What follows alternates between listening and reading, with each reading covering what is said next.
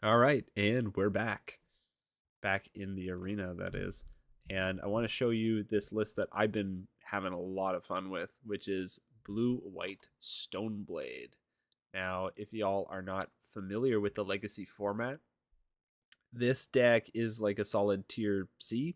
It's not really in the meta, but it comes out of nowhere and it just wins top eights and top 16s and things like that. And just tops events because the benefit of this deck is its versatility. So, for those of you uninitiated, Stoneforge Mystic is the reason why this is called Stoneblade. You basically use Stoneforge Mystic to get a blade, get a sword or an equipment or something. When it comes in, you get to search your deck for an equipment, put it in your hand, and then for 2 mana, tap it. You get to put an equipment from your hand into play. So, of course, with this, we want to be running equipments that impact the state of the game once they actually come in. So, at the top end, we have dissection tools. Normally, we'd have Batter Skull, but whatever. Batter Skull isn't printed yet in Arena, so dissection tools is a fine substitute. You get a 4/4 with lifelink and death touch because when it comes in, you manifest dread.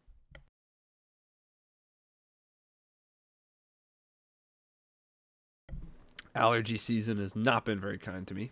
Um, a tool that I've been really liking is the Aether Spark, and I know what you're thinking. This looks like a gimmick, like -10, get 10 mana, dude, get bent. But the way it's worded is it works the same way as Umezawa's Jite. If you got any Commander players, remember that. Whereas as long as it's attached to a creature, whenever that creature deals combat damage, not damage to a player, it gets that many counters. So its +1 is to attach it to a creature, and then you put a +1/+1 counter on it, and its -5 is to draw 2. Every single time I have played this creature, or say this planeswalker equipment, everything, it is a kill on sight. Like, no joke. Your opponent will lose their freaking mind when you play this. They're going to just like beam smasher this thing. So you gotta know when to tutor it, but if you want to put them to the test, see if they have it's called the force check in Legacy to check if they have force of will. If you want to check to see if they got removal, this is a great way of checking. Some of the other tools we got is for Sword of Fire and Ice. This thing is just all around a great card right now against fair decks. If you can successfully equip this to a creature, it's probably going coast to coast. There is white removal in the format, like Swords of Plowshares and Static Field. What the hell's the one? Static Prison? I think it's Static Prison. Yeah, Static Prison. But honestly, if you connect once with this, you're usually pseudo 3-for-1ing because it's like you're attacking usually with either a 3/4 or a 4/4. You get to shoot something for 2, and you get to draw a card. It's an insane card. Um, this card does not look that good. I assure you, it is great as a 1/2 of. This thing comes in, but anyway, it's a what's the card I'm thinking of? A Banishing Light effect, where you can exile a creature for 3 mana. But for 2 mana, when you equip this to something, the equipped creature becomes a copy of the exiled creature. And with Stoneforge, tutorable removal is pretty sweet. It's not that great, but it's pretty sweet. For the last one of, we got Lion Sash. Excuse me a moment.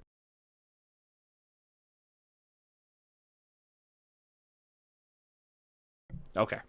Lion Sash. It's just a better Scavenging Ooze. I thought it was just like Scavenging Ooze, but then I read it again and it says remove if a permanent card was removed this way, put a +1/+1 counter on this. So it's tutorable Grave Hate. The last card that's an equipment is a card I win, I want to say 90% of my games with, and you'll think I'm joking because it's like, dude, 3 mana for a 3/2 that's unblockable seems pretty bad. I mean, like you can just bolt it. But the great thing about this card is that one, the 2/2 is pseudo hexproof because at the bare minimum they have to pay 3 mana to remove this stupid creature, and it's unblockable. So the 3 damage is happening, right? Unless they kill the creature. And if they do kill the creature, you just pay 2 mana and you bounce it back to your hand. Insanely efficient. Insanely efficient. I was playing against a blue-white control deck earlier today. This was my turn 3 play. And, they didn't have the counter spell because they had already countered Stoneforge the turn before. They had removed my Tameo. This was my turn 3 heavy hitter. This thing single-handedly won the game. My opponent tried to leyline bind it. 2 mana, pick it back up. I'm still left with a 2/2. On my turn, play it again with counter magic up, of course, or flip it in with the Stoneforge. The card's insane. Now, there's a few cards that, first of all, actually, apart from Aether Spark and Dissection Tools, these weapons have kind of already been in the meta for a while, so you're probably wondering, I haven't really seen any Stoneforge decks. Like, you might see like 1 or 2 here and there. You're not going to really see anything crazy with Stoneforge Mystic. Usually it's in a black-white shell, but there's a few cards that pushed me to move into blue, and also what pushed this deck into being in such a great position that it's in. The first is, of course, Tameo. She's insane. Like, can we just give a minute of silence for Tameo? The girl does everything. She's a 1-mana threat that doesn't kill your opponent, but drowns them in card advantage. Always threatens to flip. And even if you're not going for her ultimate, you can just buy back counter spells, removal spells, draw spells, whatever. She is an all-around great card, and opponents flip out whenever they see her. Turn 1, this thing is a lightning rod. Boom. That's why you can play 4 of it. Turn 2, Stoneforge. Maybe it's a lightning rod, maybe it's not. Turn 3, you're playing a Harbinger that's probably just going to win you the game, or Teferi. That's probably just going to win you the game from tempo. So we went in the blue direction because mostly for Tameo. You get counter magic. You all know that. I don't need to explain that to you. But some cards that kind of push this deck over the edge for me. The first one was Slept On Hard, and I actually got this from James Kazao of MTGO. He runs, like, he plays a lot of Grixis Control in Legacy, and he started playing this card, Stock Up. It looks super bad. 3 mana for a divination, right? Like, you get 2 cards out of it for 3 mana. And it's sorcery speed. Oh my gosh, sorcery speed. But you look at the top 5 cards. 5 is a lot, and you get 2. Now, we don't have free counter magic. So, this isn't free, but with Teferi, I know it's a pipe dream, but with Teferi, you can play this on end step, and your opponents can't interact with it. This card is very good. I've noticed that there's a lot of Grief and Thoughtseize abusers right now, but even without the Thoughtseize decks, other decks will try to grind you out or test your removal and things like that, and you got to have it. Like, you have to find the removal, otherwise you're dead. And so Stock Up is just a great option of digging 5 deep in order to assemble a way of winning the game, or assemble a way to answer those threats. Harbinger of the Seas. This creature single-handedly wins games, period. No one really expects Harbinger. Nobody plays around Harbinger. If you look at the mana costs of all the cards in the main deck and in the sideboard, nothing requires double white. Everything requires single white. And even for my blue mana pips, they're only 2. There's nothing crazy. Most things are just 1 blue pip. So this Mystic Sanctuary could be another island, but running 5 to 6 basics is something that I love about this deck. The fact that you are never going to get cheesed by Blood Moon. You're never going to get cheesed by destroy your land, get a basic effect. and snipe you off a color. There's so many 3-color decks or 3 plus X, 3-color plus decks that are running around. Harbinger shuts that down. So much so, I keep the third in the sideboard. When I play against Mardu Energy, which I find is pretty popular right now, especially with a lot of the combo and stuff like that is going on. Sorry again.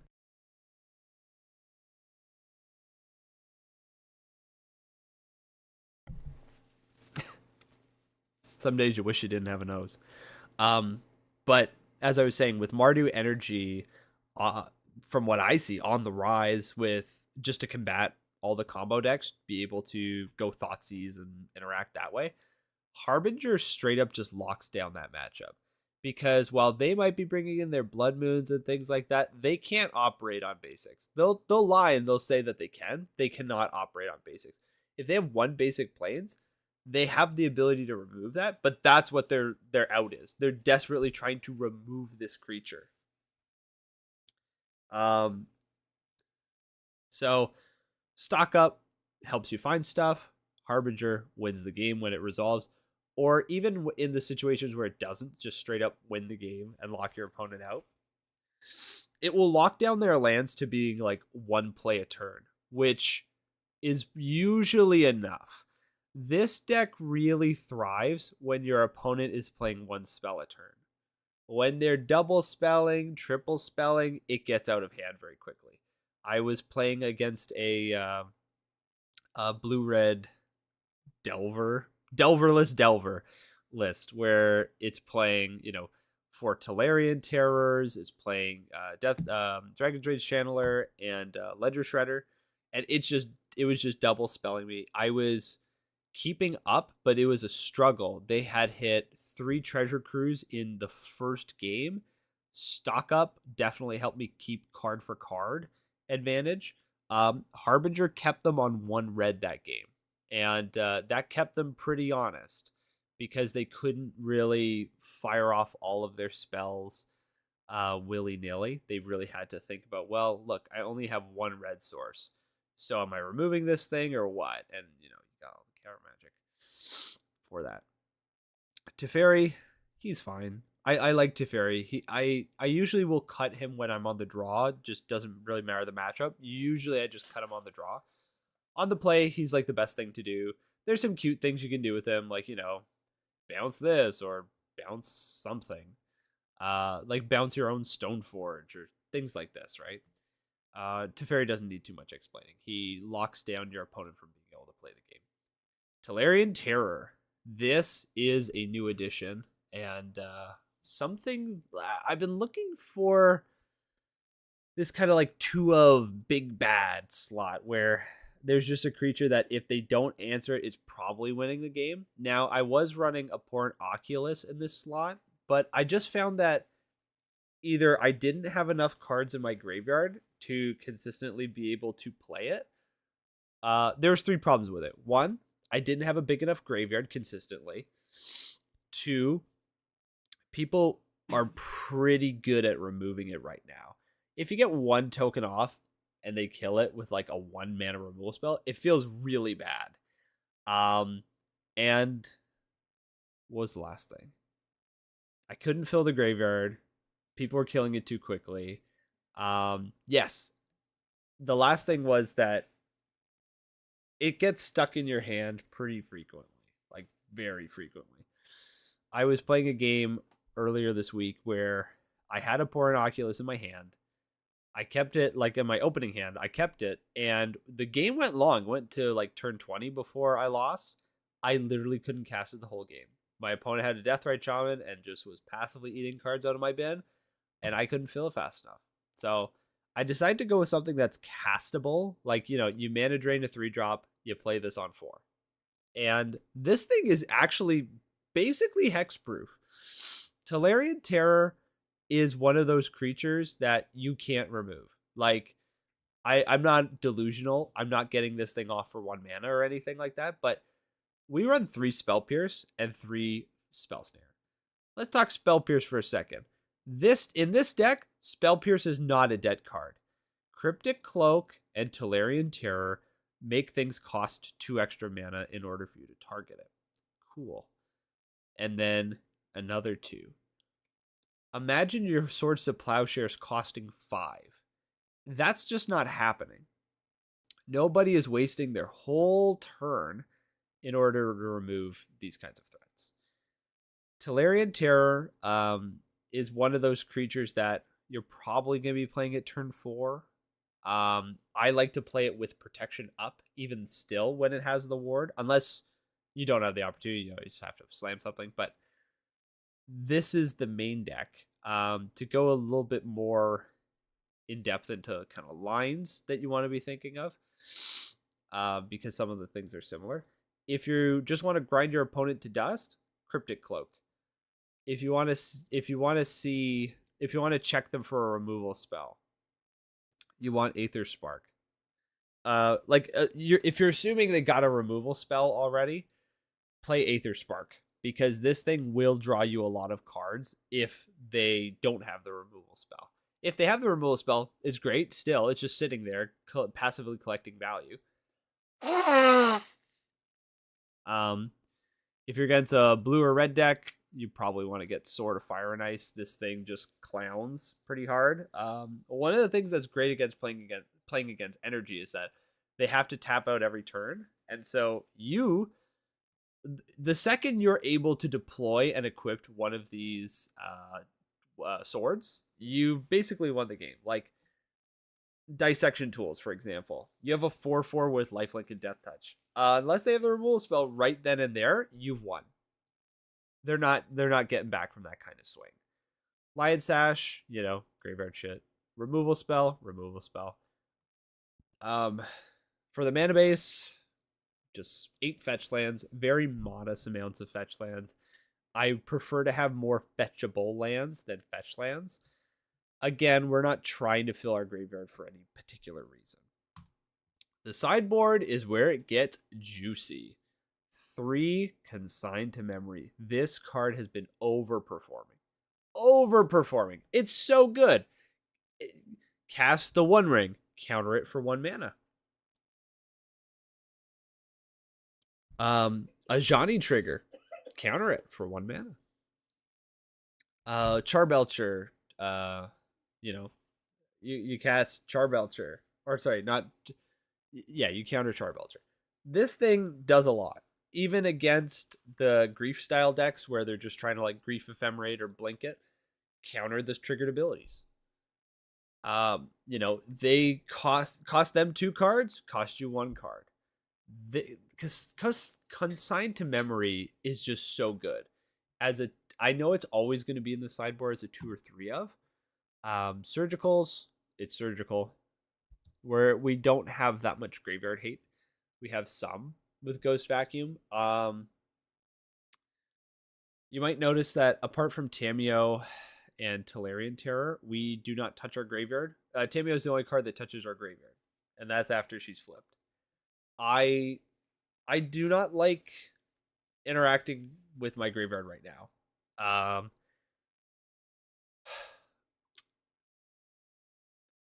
would I put it? This deck is fair, honest Magic. I don't want to lose to my own mana base. I don't want to lose to cards in my graveyard and hoping that I can target them, use them, and things like that. I want to be able to play with the cards in the hand or in play and just kind of win the game that way. I don't want to be dependent on, oh my gosh, does my opponent have a Surgical? Because when I'd be playing Grixis Control, you get blown out real hard against Surgical. Like if I was playing against Grixis, I would bring in Surgical because of the Snapcaster Mages and the fact that they have so few threats.